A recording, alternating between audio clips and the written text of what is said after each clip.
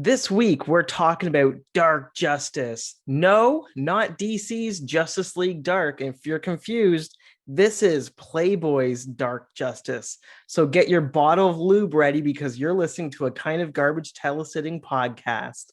It's a kind of.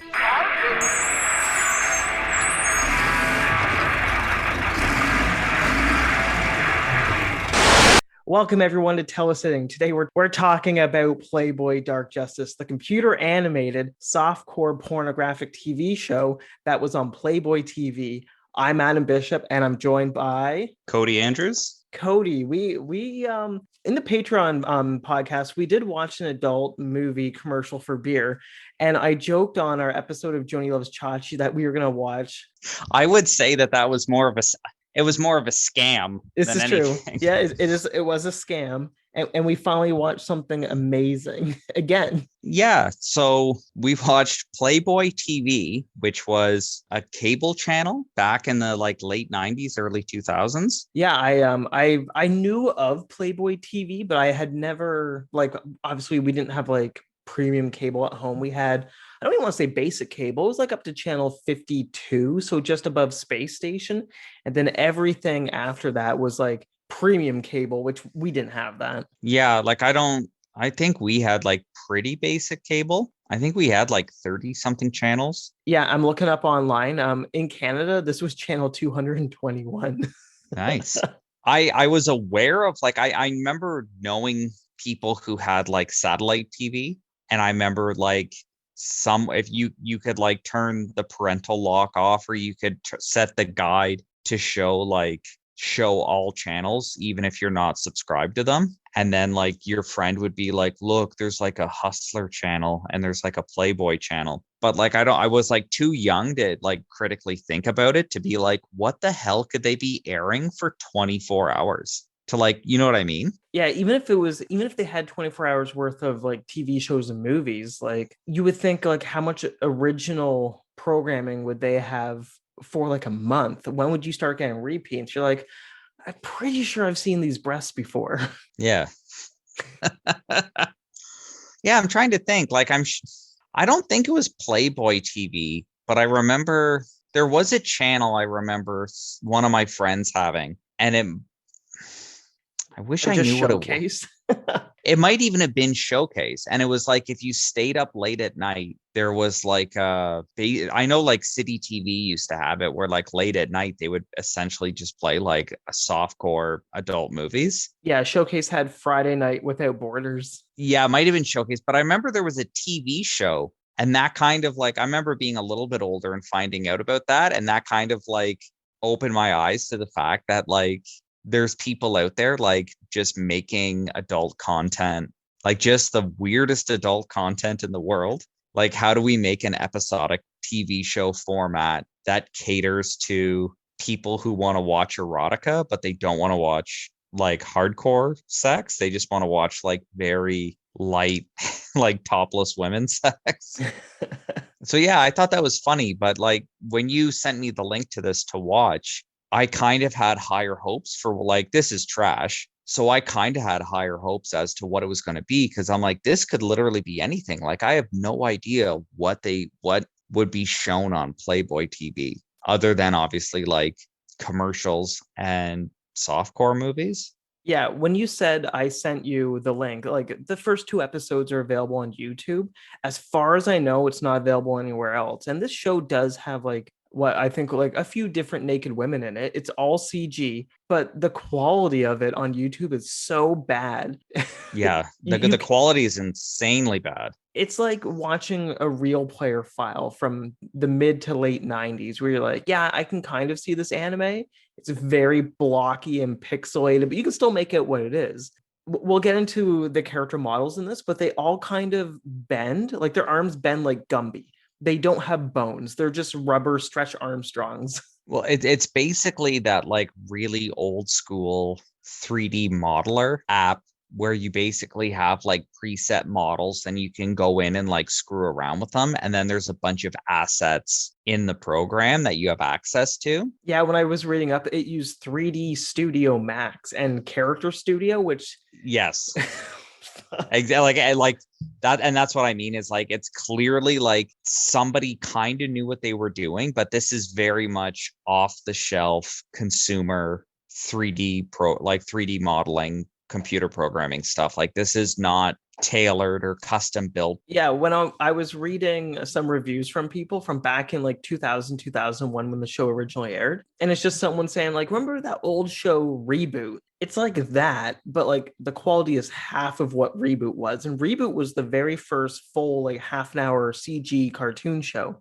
So saying that like the very first full TV show was better than this shit, like that's insane. Well, I think I looked up as much as I could on the show, and it was very hard to find info about like the production. Mhm. But comparing it, like that's pretty accurate to compare it to something like Reboot because it is very similar. Where Reboot, you can tell that there was an entire department dedicated, like the art department in Reboot was basically a team of programmers that their dedicated job was like making assets for upcoming episodes. So like if there's an episode of Reboot coming out this season where it's like, oh, okay, the game they get sucked into is like a race car game. You know, there's like a team of like, I don't know, 10 or so many people working full time creating like 3D modeled race cars and like a racetrack and stands and fans and you know models for like an act like a car crash and models for like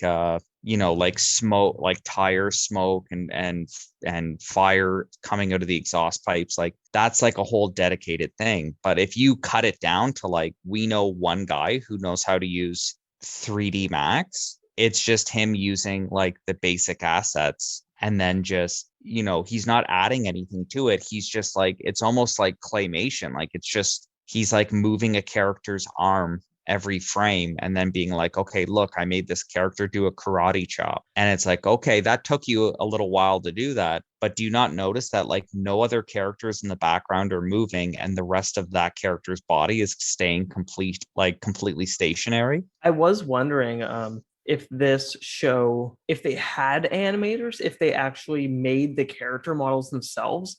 Because I'm assuming with Character Studio, they had templates, but like, did they actually model anything or did they just use this provided assets? It looked like some of it was provided. Whenever it showed like the muscle guys, I'm like, okay, that's like a provided asset because it looked good. At one point, some of the muscle guys were just silhouettes as well, which is amazing. Yeah, It's like but they like didn't there, even render them. It's just a shadow of the men. well, I think it's because there was only like I think there was like one muscle man skin, and then they were like, that's it. And then they're like, okay, for the next character, make his tank top white instead of black. And then it's like, okay, then what do we do with the next one? It's like there is no next one. Like that we've already like hit our artistic limit. So then it's like, okay, just make the rest of the guys like blacked out. But once you go from that character to like whatever the name of what was her name? Justina? Justina is dark, like Justice. Dark. Justina, Yeah, yeah. yeah, she is Dark Justice. No, her name was Justina. Yeah, No, but her alter like the superhero name was Justina. yeah, it was just Justina. Which I think the reason why they call it Dark Justice is Justina is like Justice, and fuck, like Yeah. the show is very dark and not like it's Yeah. has a dark setting. It's fucking dark. Where at one point I was like, what's going on? And it didn't help about the Oh quality yeah. being so poor. But her character model, you can tell that like her character model was like edited because like the waist is like so sunk in that like it makes no sense. And then her breasts are so big that they like it was actually hard to find a spot like where they were anchored to her body. They defied the laws of physics and gravity. They were out there. Not only physics and gravity, but you could tell that like to get that character to have like these giant, I don't even know what you would call them. Like I don't even know what those breasts are called anymore when they're like the ones where it's like a 5'3" woman who weighs like 90 pounds goes in and just says like, can I get whatever the largest breast thing you can get is? Like I don't even know if you can get breast enlargement like that anymore. I would like two heads on my chest, please. Exactly. Like, yeah, it literally looks like, can I have two just watermelons? And it's like, oh, all right. It's that. But you can tell that like the 3D character model is so distorted. It's like, where is this even? Does it have an anchoring point? because like she would put her arms down, but then she couldn't move her arms around her own breasts. I am like, I know we only got to watch the first episode, and I'm gonna watch the second episode. I love this fucking show, which is it's because it's so stupid. Like many Oh, it's things so we've stupid. watched. Yeah, this is a time capsule of that period of how the CG is. This made me feel like I was in my bedroom with my Bell Express View satellite TV box watching just some low budget show that would have been like on Teletoon at night when what was it called? The Detour. That's what it feels like. And I miss this kind of thing because people don't make stuff like this anymore. Oh God, no. I don't know. I'm not exactly like this, but I think this exists in a weird down period between when young people's initial introduction to like pornography was like finding professionally made pornography in like magazines and movies. And then the internet, like the digital age happens, but like people don't have widespread access to high speed internet. And like, I don't think there's no like tube sites for porn or anything like that. So like a show like this exists. And I'm sure there's a ton of people out there that like this was like their introduction to like adult entertainment. And what an introduction. Oh my God. Like you're, if this is the first thing in your life, if you're like 12 years old and your parents don't know anything about technology and your dad gets a letter in the mail saying like, hey, Bell or Rogers or whoever is going to give you access to like 70 more cable channels for the next 3 months as a trial to see if you want to continue with it. If you don't want to continue with it after the 3 months, like we're just taking the channels away. And your dad is just like, oh, I know nothing about TV or cable or anything. So just, I'm not even going to pay attention to it. This is like your introduction being like, oh my God, boobs. And that is like so funny to me. That's beyond hilarious that like this is what somebody saw and was like, oh my God, they're showing boobs. I remember when I lived with, like when I was super young and I lived with my parents, they like a lot of people had one of those hacked Bell Express View boxes after a while where they knew that one guy that would flash everybody's cards like once a month because Bell would update their things. I don't know if it's like past the statute of limitations in Canada, but I remember like all the porn channels were unlocked. And I think I went on those channels once. It never even really occurred to me because that's how young I was. Like, oh, the porn channels are there. And it was maybe like, yeah, I need to watch this right now. Let's see what's on Juicy, like Cafe Flesh. I'm looking at one of the actresses, what she was in. But yeah, like Wet Dreams, Real Oh yeah, fair enough. Fantasies. Yeah. And like I think I went to it once and I was like, oh, sweet. But I was at such a young age where I'm like, I don't know what to do with this. I remember I remember being a kid one time at like a friend's house and their parents had like their dad had satellite TV and had like every channel unlocked. So I remember like I had a sleepover at my friend's house and he's like, yo, after my parents go to bed, like if you scroll up to the very, very top of like our satellite feed, there's channels that just like it's literally like movies of people having sex. And I was like, oh my God, I want to see this so bad. And then you And sit there going like, I can't do anything as we well, watch because there's no, it's just not two even that. guys Like, sitting there awkwardly. Anyways, hey, there's nothing, there's no greater bonding experience than being 13 years old just watching a pornographic film with your male friend. But I remember he showed it to me and I didn't know any, like I was a kid, I didn't know anything about like, porno stuff. And it was some channel and it must have been like, I think like the theme to the channel must have been like it's like entirely amateur. So he like put it on and I like had seen pictures from like old magazines and stuff that like you would find or like someone's older brother had or something like that. So I had seen pictures from like Hustler magazines from like the 90s and Playboys from the 90s and 80s being like, okay, this is what like a porn star looks like. So then he ends up putting on this channel. There's like a bunch of channels to choose from. So he just picks some random channel and it had to have been some like amateur themed channel. So he puts it on and it's just like a man and woman like in their mid 40s, like just like it's just like you're basically like imagine turning on the TV and just seeing like your aunt and uncle having sex. yep. And I was just like, oh God. These Like people aren't attractive at all.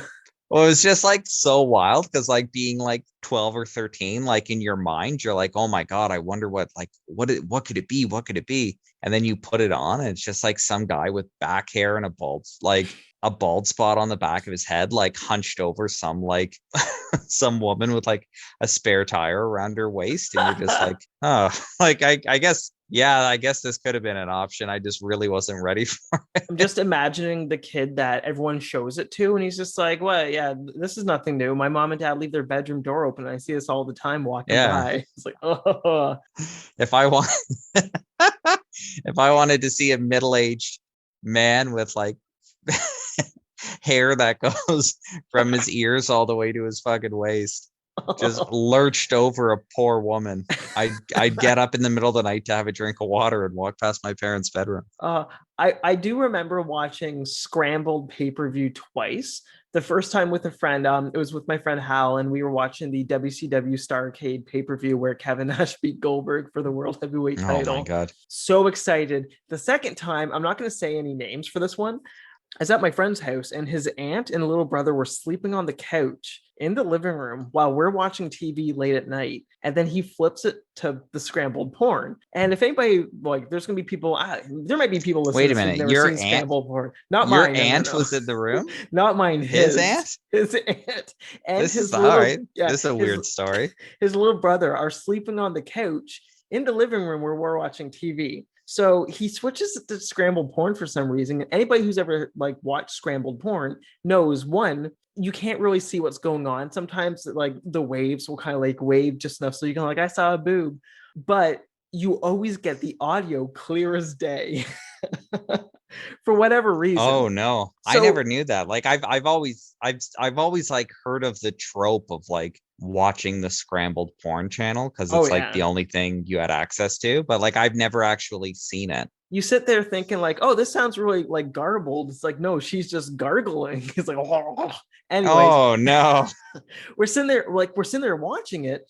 His aunt, as far as I know, never woke up. She could have and just been like, oh my God, this is really awkward. I'm just gonna pretend I'm asleep. His little brother, however, did wake up and he's like, what are you guys watching? And then my friend, I'm trying not to say their name, says to his little brother's name, go back to bed, go back to bed. And he's like, what are you watching? He's like, we're watching Power Rangers Sex. And he kept on saying, we're watching Power Rangers Sex, What? go back to bed. I know.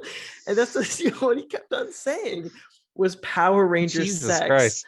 And for me, like I didn't like as an adult now, I would just like I think about it and I fucking laugh because it's hilarious. Like it's so stupid. But he's just like, Yeah. what? Like, what are you watching?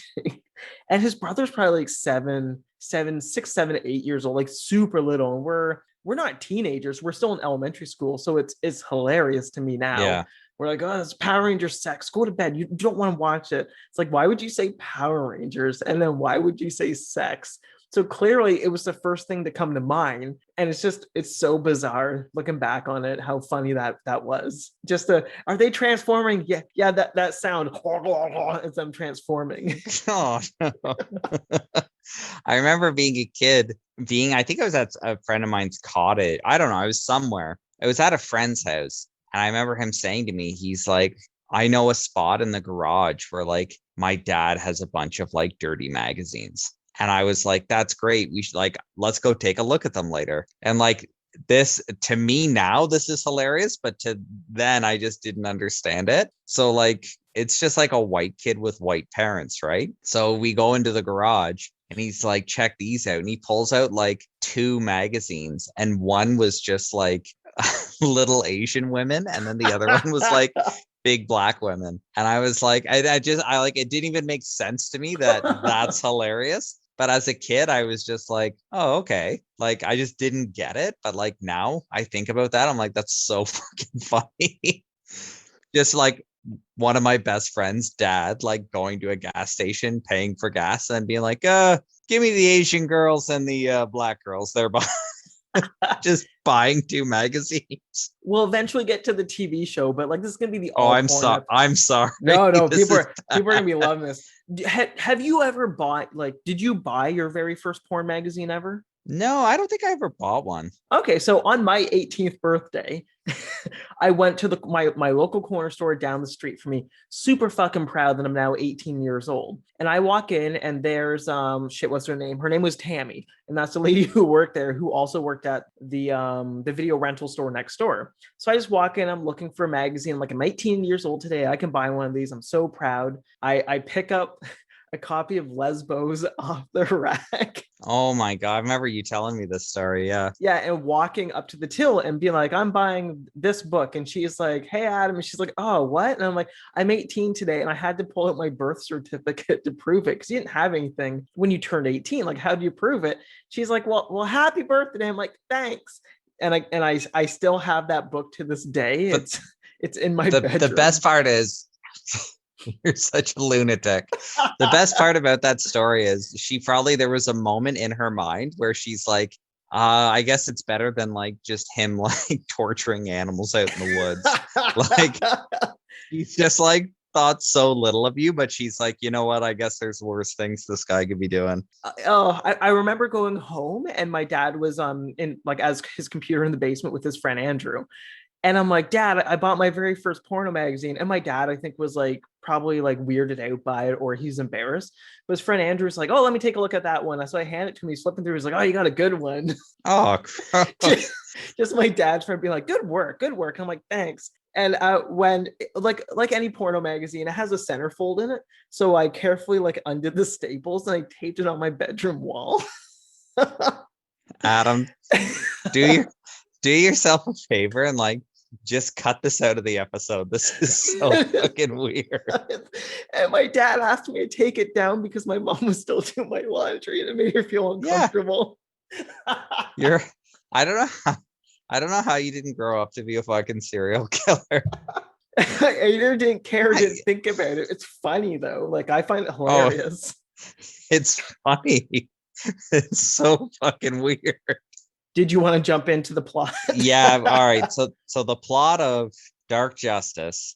We'll get through the plot quick because like the it's literally the only thing interesting about this show is the production. So the plot is that it's kind of like this really shitty looking Blade Runner future. I thought it was going to be like Spawn was going to show up because the beginning I was like, oh, it's like fucking Spawn. Yeah. It's very like edgy, but then there's like hover cars and shit. It like opens up with like a newscast talking about how this like vigilante basically stopped a bank robbery from happening. And then it cuts to whatever like this city's version of the police department is getting a phone call from the mayor being like, you have to arrest this vigilante, otherwise like you're going to lose your job. But all of the dialogue, by the way, because like none of the character models like mouths move. No. All of the dialogue is improvised from porn stars who voiced all the actors using like 1999 2000 humor. So like all the jokes are like gay jokes and fart jokes. A guy farts, and I have it down like bad guy farts. Yeah. They don't even look, they're not even police officers. They're wearing wife beaters. And then because there was no police uniform and like they couldn't make a police uniform in the character modeling. 3D So Studio Max did not have those assets. Yeah, 3D Studio Max did not have the assets. So they took it and they were like, well, what's a pre-made asset? And it was like guy in Rambo pants in tank top. And they're like, that's what the police look like in this future. They all the police officers look like Rambo. And there's two cops. There's like the main cop and then his I don't know, partner or underling or the guy who works under him. That wants to give him constant sexy massages. Yeah, who's just like everything out of that guy's mouth is like, oh, that really sucks, Chief. Why don't you take your shirt off and lie down? And it's like, oh, and then his voice is done like very, very much in like a tone deaf, effeminate, like gay voice. It'd be like if Matt Stone or Trey Parker was doing like Big Gay Al from South Park. That's really the vibes I got from it. Yeah, but like instead of like Big Gay Al is like the whole joke behind Big Gay Al is like the community is scared of gay people. And then like Big Gay Al is every gay stereotype rolled into one character. And he's like, you guys have nothing to be afraid of. And it's like, no, you're literally everything we're afraid of. Like, that's the joke of Big Gay Al. But this guy, like, the joke is he's gay. And it's like, And okay, that's it. that's it. And it's like, by the way, he looks and acts identical to the heterosexual characters. The only thing is like, he just is a very pushy gay man. They said the police chief goes to a strip club where someone who I can guarantee is not black does a black character's voice, who is a pimp who's running the strip club. What's the pimp's name? Lil Chill. But then doesn't it say Chili's like on the sign, I think, and they call The club is called Chills or Chili's. I think it's Chills. Chills, yeah. And then his name's Chills. So the cop goes there and he's like, don't fuck with me, Chills. Who's this vigilante? I know there's stuff you're not telling me. And then Chills goes, shit, boss. And then just basically talks in like really dated Ebonics, which you think, okay, well, this can't get any worse. And then it cuts over to identical twin Asian strippers. Well, there's four of them. Is it double twins? Because there's two on each side of him. There's two on each side, but the two of them that talk, they talk like in unison together, and they have to explain all the Ebonics, but by explaining the Ebonics, they do it with like, what's it called, like English or whatever, where it's like that really, really heavy-handed, like racist Asian, like super racist. We'll put audio in here as well, so everyone knows. Oh yeah, feel free to cut in some of this fucking pure class racism. It's 2001. It was a different time, and it wasn't okay. It was not okay. Oh, Sarge! What I tell you about bringing your monkey? He said, you are tweeting too much.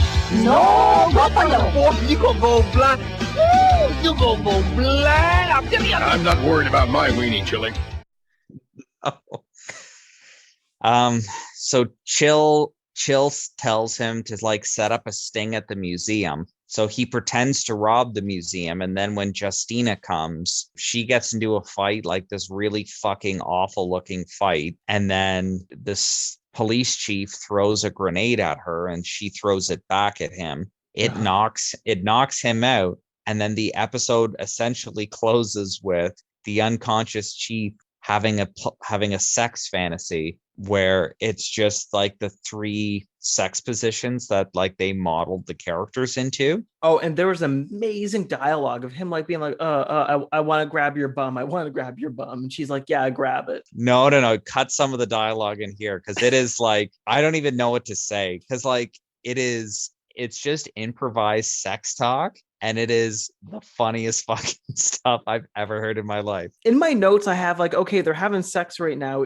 And I have written down, is she raping him? Because I'm like, I don't. This just comes out of nowhere. He gets knocked out, but it's a fantasy, yeah. She's like bouncing up on down on his lap, and it goes out. But then, yeah, you find out it's a fantasy, and you're like, oh, okay. Because she's even like, what a. But the best line though is when it's like away from the microphone, so you can tell when he's recording it. This guy is like laughing and not even looking at the mic, and he's like, "Squeeze your cheeks, baby."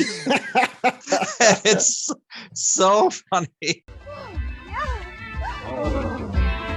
Yeah. I'm gonna squeeze your buttocks. I'm gonna squeeze your buttocks now. Oh, yeah, baby. Yeah, baby. Yeah, we're gonna knock the bottom out of it. We're gonna knock the bottom out of it, baby. Knock the bottom out of it. The worst thing is like there's a point where she's like doing kung fu to nobody, and I'm like, is she like Kung Fu Panda? And there's that was literally like whoever was doing the animating spent a full week animating like a fight scene of just her showing off that she knows karate. No, you're forgetting something. There was no animating. This used motion capture. So somebody actually stood there, and then they had like probably the bodysuit with the balls on it. This was not motion captured. They was it? Robert England, one of the, what is it? He did like voices. He did a bunch of things for this. It says that he was the technical director, the lead animator. So there was animation, but he was also the motion capture actor. Wow. This does not seem like motion cap. Like this literally seems like because they bend like they're Gumby. using this. Well, I guess that's the problem though, is like with old motion cap, you're moving around in a mocap suit, and like a camera is picking up the movement of like those ping pong balls or whatever to essentially show like what's moving. But I guess like, I don't know. I guess like early versions of it, or like whatever shit off the shelf version of the program they got, it just like makes everything very stiff and like very robotic. Cause like this looked like it's an animator dragging around the character's limbs like a frame at a time, just doing 3D stop motion animation. That's what it looked like to me, because it is not good. Yeah, there's even a portion where she's like naked standing there, and then they spray the suit onto her. Yeah, something. And then at the end of the, like right before the end of the episode, they just play that but in reverse. You're like, okay, you guys need to pad out like 2 more minutes. Mhm. But Cody, the twist of this, where even I was just like, oh shit, I didn't see that coming. You find out who plays Justina. Justina, her alter ego is the news reporter from the beginning. And what was her? She had a porn name too. Oh, her name's just Lacey. No, it was Lacey White. Lacey White is her, is the character, the full character name, Which I was just like, oh, cool. Like I'm invested in this. I'm going to watch the second episode. It ran for 20 episodes when there were supposed to be 26 until it got canceled, which So this was very cheap to make. So I don't know if you put it in the episode. We were talking about this a little bit before we hit record. You thought that multiple episodes were put together and then aired in like a 30 or a 45-minute block. Yeah, because there's only 15 minutes per episode. So I'm going to tell I'm going to tell you right now exactly how this was formatted. Is this what you think it was, or how it actually was? I know how it was. Okay. This was aired at 3 a.m. on Playboy TV. It was aired at 10 p.m. at night. I know this for a fact. No way. 10 p.m.? It was aired at 10 p.m. Wow. From the research I did, yes, it was aired at 10. Yep. A 15-minute episode was stretched out to 30 minutes because it was 15 minutes of show and 15 minutes of commercials for phone sex hotlines. Oh, yes. You cannot tell me that's how this was formatted. That's there's no way. I guarantee you, this was just something to run in between 10-minute or 5-minute long phone sex commercials. That's exactly what this thing is. I did go online to see if I could find like more information on it, and I found just a few things.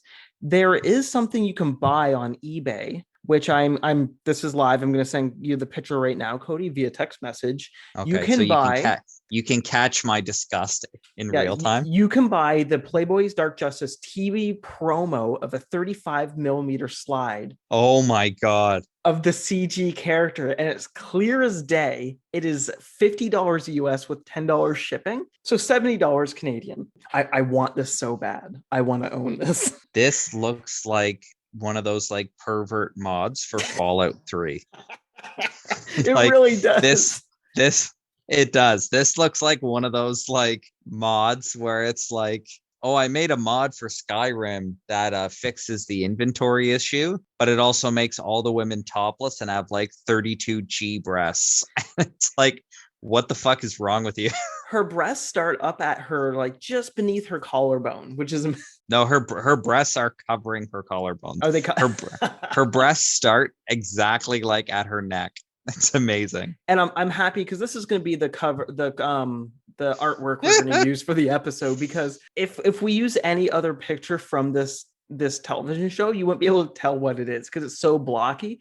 The thumbnail for this episode will be the slide, but the YouTube thumbnail will be a picture of the episode. So depending on where you're listening to this, check out both pictures just so you can see the good picture versus like the bad screen cap. We should send a message to like the creators on Twitter and tell them that they should sell Dark Justice as an NFT. Oh shit, that's true. so that it can be just so that the last physical copy can be destroyed right before the NFT market collapses in on itself. Someone honestly needs to release the 20 episodes, and if if the 26 were actually made and just never aired, please release this on DVD. This, like, I need to watch this because it's so bad. It will go right on my shelf with like Sons of Butcher and Undergrads, just as that's the generation that this feels like it's from. And this is something I absolutely love, and I wish that it was like I knew about it at the time and I could have recorded it to get better versions of the show. Yeah. I'm just looking at the Wikipedia right now, and it says, I'm going to just read it. It says, unlike most talk, variety, and reality series on Playboy TV, Dark Justice has characters and story arcs. And like, who watched this? Like, nobody.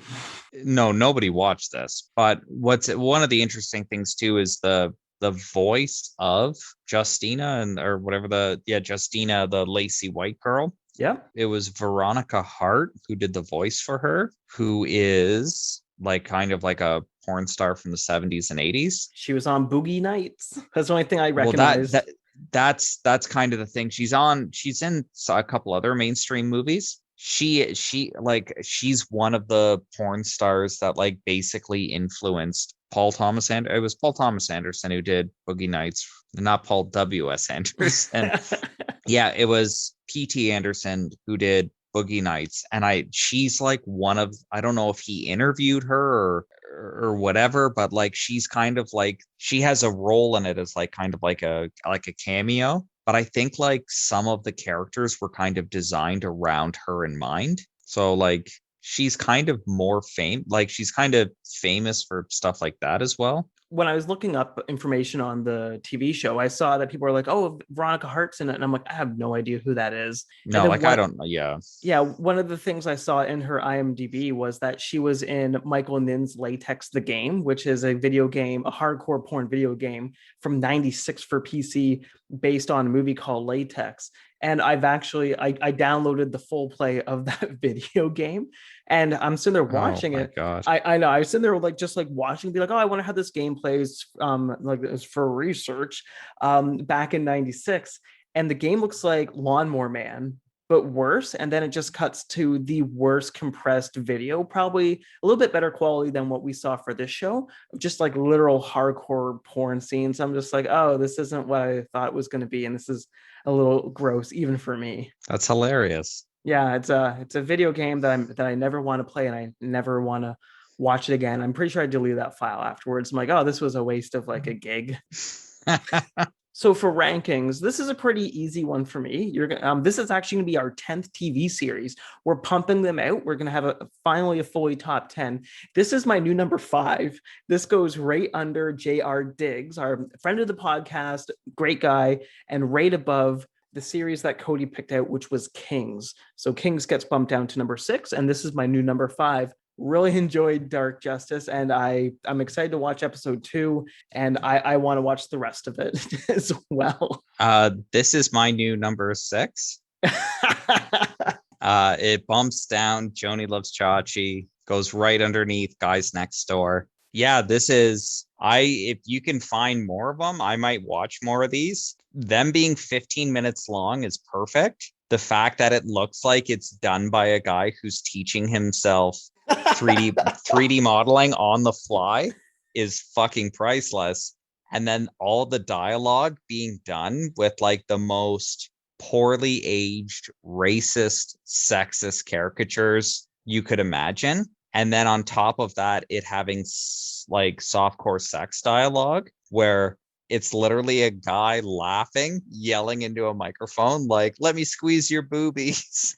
It is the perfect storm of like, this is so fucking dumb. It's hilarious. And the fact that it's only 15 minutes long is perfect. Because if this was 22 minutes long, I would have been like, Adam, I did not watch all of this.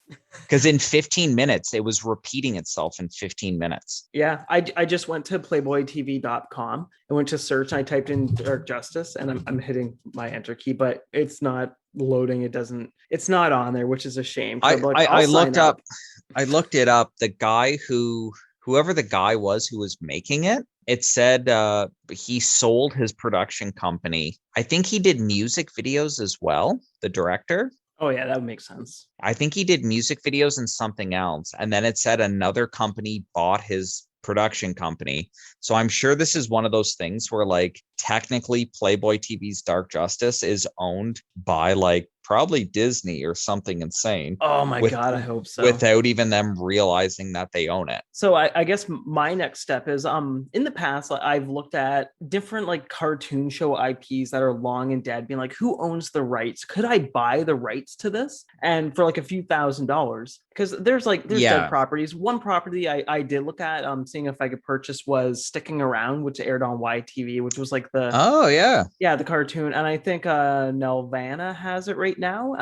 And I think they are putting stuff online. So it's like, it's not dead. They're still using it. But I'm pretty sure Dark Justice is a dead IP that nobody wants. But who has the rights for this? And like, are they willing to sell it? Like, how many thousands of dollars do I have to pay for this? I would probably pay up to 5,000. Would that be too You would, much? yes, that's insane. You would not pay $5,000 for this. I don't know. I if I could get all the original files, like everything, like the archives for this, I would buy it for 5,000. Why don't, if you want to do a little follow up to this, or if you want me to, you should get in touch with Michael Nin. Yeah, the guy who did Latex, the game.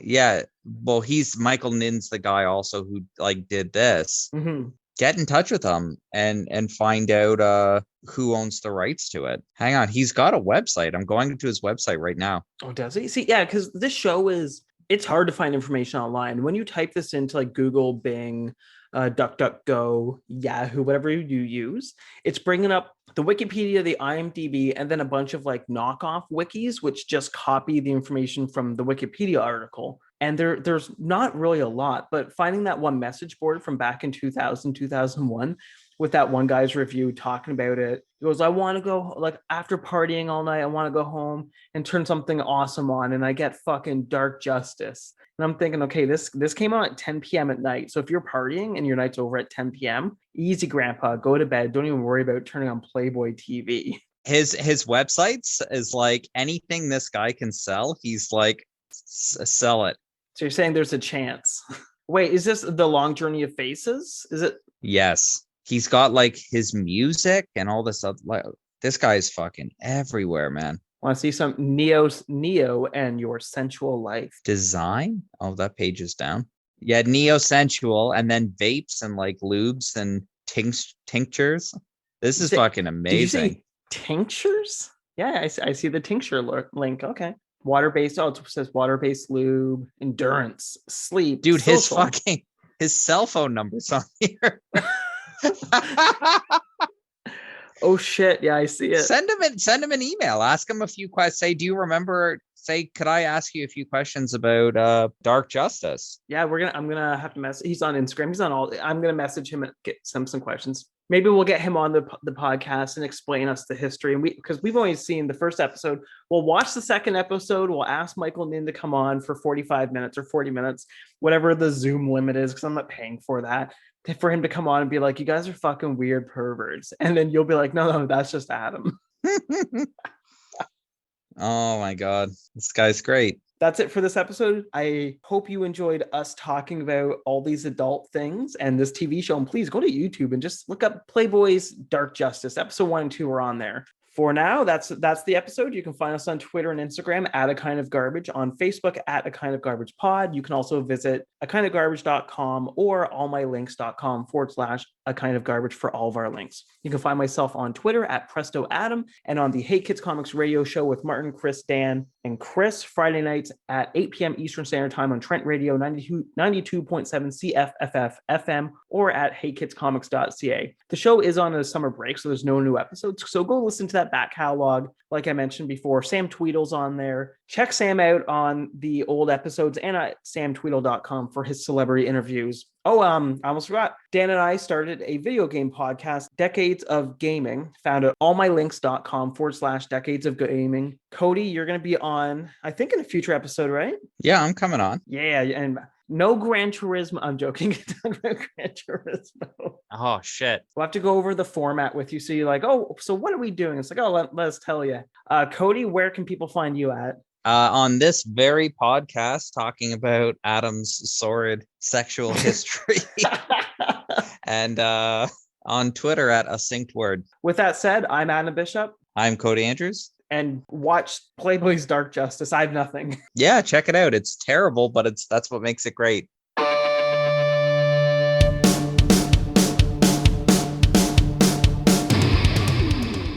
We are now in the month of June. It is June 1st today, so that lets everyone know what day we recorded this on. This will be going live on June, I'm looking at my calendar, June 4th. We are into the pandemic. I don't want to spend a lot of time talking about that, but more importantly, next Saturday is June 12th, one of my favorite days to remind people of, and that is halfway to Christmas.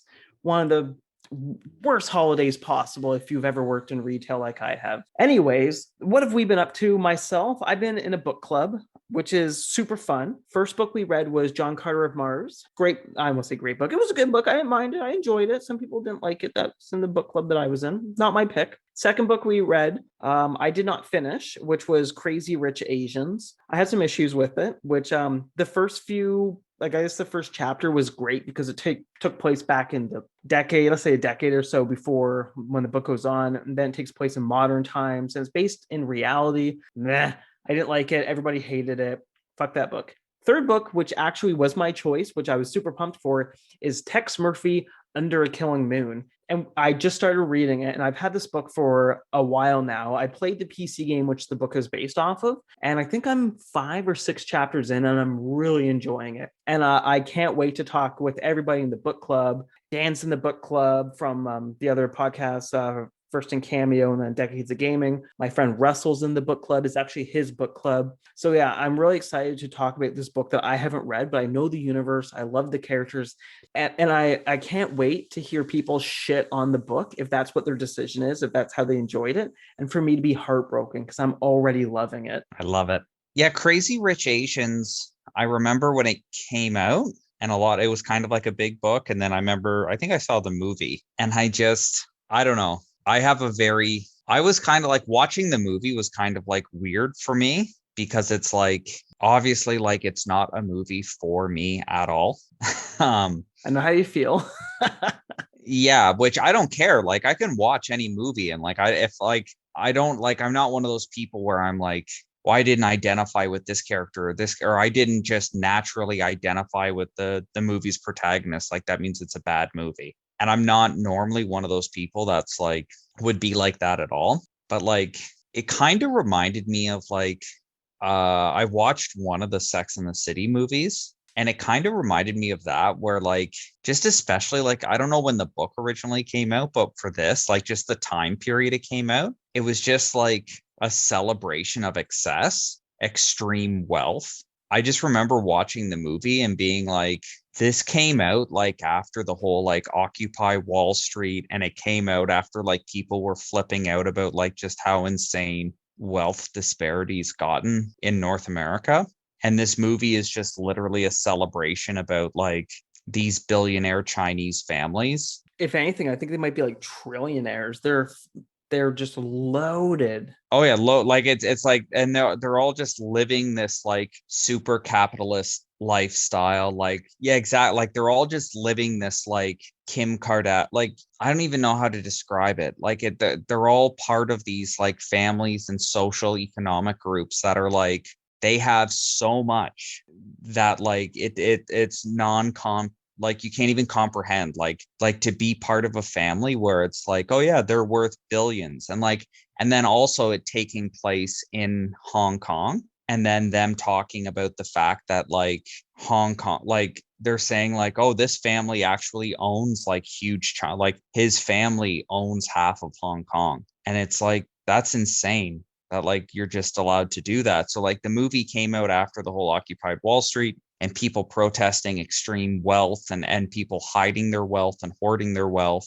And then it also came out a couple of years right before the Free Hong Kong movement, where the Chinese government basically said that they are no longer recognizing Hong Kong as like an independent state, and that their plan was to like reabsorb Hong Kong back into China.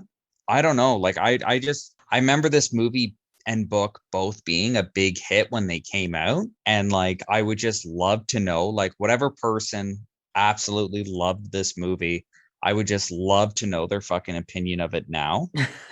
Not that, and like, to be, I'm not trying to be a dick. Like, to be fair, they could just be like, yeah, that stuff doesn't bug me. And I'd be like, okay, fair enough. But like, just like, it's just, it kind of has like that double whammy that goes with it, where it's like, there's just like a lot of weird stuff happening in the background of this movie that doesn't get addressed. I don't know if anyone tried to address it. I remember people like complained about the movie, or someone said something about the movie and they're like, this movie is not for you. This movie is for Chinese people and Asian people. Like, there's no white people in the movie. The movie is in Hong Kong and it's for Chinese people and all this other stuff. And I'm like, I get that. I'm like, that's not my problem with the movie. Like, these are my two problems with the movie, that this is like the, the underlying premise of the movie. And like, just, does no one give a shit about it? It's funny because when we did the book club, I was trying to catch up because I was a little behind, and we were like, oh, let's talk about the first half of the book. I'm like, fuck, I'm not even at that point. So I started watching some of the movie, and I'm just sitting there going like, I don't care about this. Like, it's not that it was boring. It just like,